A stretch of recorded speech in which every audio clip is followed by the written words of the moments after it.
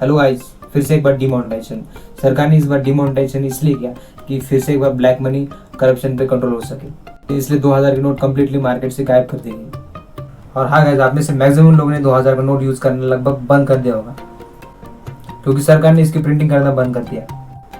वैसे भाई साहब, आपने 2000 का नोट आखिरी टाइम कब यूज करा? अरे 2000 का नोट यूज करने के लिए 2000 होने तो चाहिए। ओके ओके ओके ओके, ठीक है भाई, समझ गए तेरी बात। तो आप गाइस टॉपिक को वापस बढ़ते हैं। अब जो हमारे प्रधानमंत्री इलेक्शन मैनिफेस्टो में ब्लैक मनी और करप्शन की बात करते हैं, खुद की गवर्नमेंट में सिंगल केस तक रजिस्टर नहीं करी गौतम अडानी हिंडनबर्ग रिपोर्ट आने के बाद। अब 2016 में जो डिमोनेटाइजेशन हुआ था उसका शायद ही लोगों को फायदा हुआ, पर नुकसान इसका बहुत जबरदस्त नुकसान इसको लोगों को देखने पड़ा। 2.5% तक इकोनॉमिक ग्रोथ फॉल डाउन हुआ, इससे जीडीपी ग्रोथ नीचे गिर गई। अब इसके साथ आपको एक रियल इंसिडेंट बताऊंगा। एक्चुअल में आपको ये इंसिडेंट मुझे बताने कोई शौक नहीं, बट आप अवेयरनेस के लिए आपको मुझे ये बताना ही पड़ेगा। मेरे घर के सामने वाले एक सब्जी बेचने वाले अंकल थे।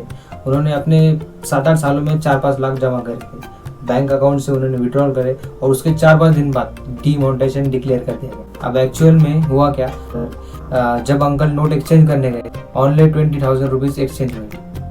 इसके डिप्रेशन में जाकर अंकल जी ने 3-4 दिनों बाद सुसाइड कर लिया। जो लड़की की शादी करने के लिए पैसे इकट्ठा किए थे वो 1 सेकंड के अंदर पेपर में कन्वर्ट हो गए, इससे अंकल जी ने सुसाइड कर लिया। वैसे तो इंसिडेंट बहुत डेंजर था, बट आपको ये बताना पड़ा।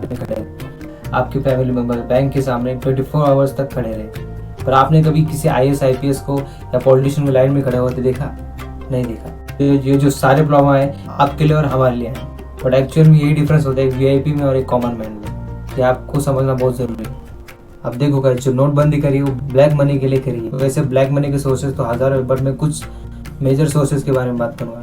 एक है जो टैक्स ना भरना, और जो दूसरा सोर्स है जो आपके पेरेंट्स ने रात दिन काम करके जो टैक्स पॉलिसी मेकिंग के लिए भरा था उसमें घपला करना, एक मेजर सोर्स है। अगर कोई IAS IPS स्कैम करे तो लगभग 1 से 2 करोड़ का स्कैम करता है, पर कोई पॉलिटिशियन घपला करता है लगभग 1 से 2,000 करोड़ तक आराम से घपला कर लेता है।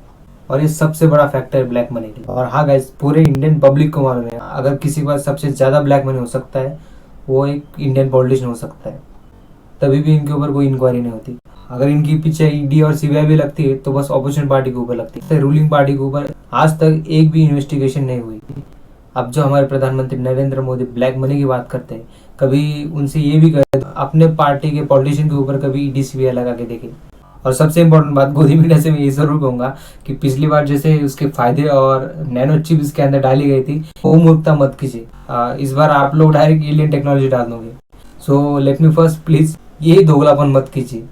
अब ओवरऑल 2016 में 1000-2000 के नोट इसलिए लाए थे कि ब्लैक मनी, करप्शन और मनी लॉन्ड्रिंग रुक सके।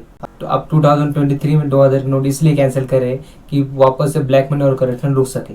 इसका डायरेक्टली ये मतलब बनता है कि मोदी सरकार ने 8-9 सालों में करप्शन के ऊपर जरा सा भी काम नहीं किया, उल्टा करप्शन बढ़ गया। इसमें डायरेक्टली ये समझ में आता है कि मोदी सरकार ने 8-9 सालों में कुछ भी नहीं किया, उल्टा सबसे ज्यादा क्राइम रेट और करप्शन बढ़ गया। और हाँ गाइस, एक्चुअल में अभी ये तो लॉजिक मुझे समझ में नहीं आया, बट ठीक है, ये सरकार का दोगलापन हो सकता।